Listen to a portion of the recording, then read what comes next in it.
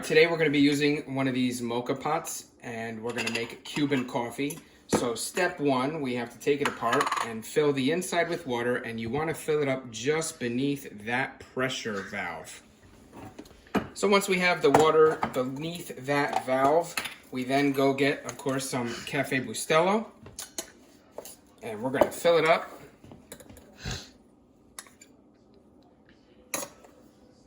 Like so. And you don't want to press it down, because if you press it down, that's not going to allow the coffee to brew as it should. So no pressing down, just level it off by shaking it. And then once you're good, you can put it right in here, like so. And my rule is after that's done,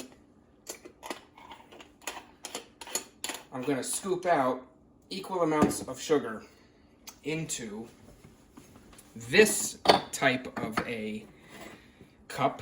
And so since I did about 2 scoops of the Bustelo, I'm going to do 2 scoops of sugar, which is going to make me 2 good-sized servings of Cuban coffee. Now, when I want to put this on the stove, the rule of thumb is we are going to put it on lower heat. You don't want to put it on high heat, because that will cause the water to boil too quickly and you'll lose the flavor. So you want to do, on my stove goes up to, goes from low to high, which 7 is a higher number. I'm going to go with maybe like a 4. So this has been going for probably about a good 5 to 7 minutes, and you're going to notice it just starts to flow out like that. Once you have enough in there, which I'll let you watch it for a moment here, I'm going to take it off,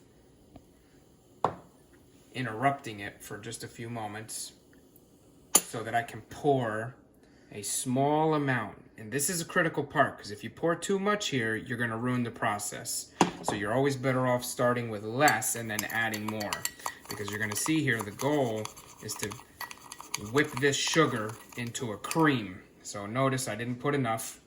I'm going to start with just another tad more until we find the right consistency, which you'll learn what that right consistency is, because the goal is to turn this sugar into a cream. I'm gonna add a little more.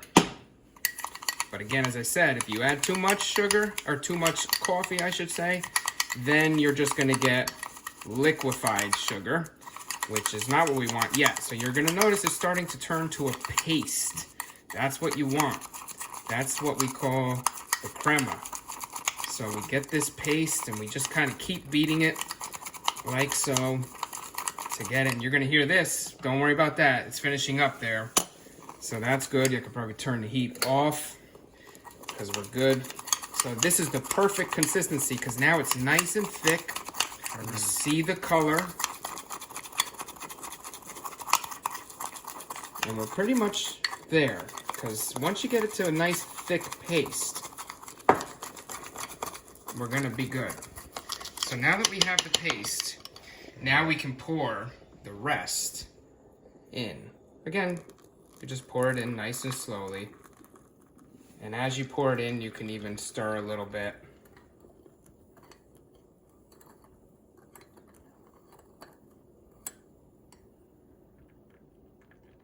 Some nice dark coffee.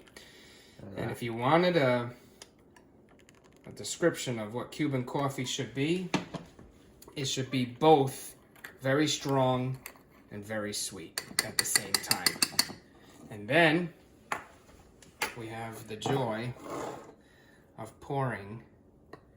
And I like to pour, when I'm serving 2 people, I like to pour half and then the other half, because this way both servings are getting equal portions of that crema, as we called it.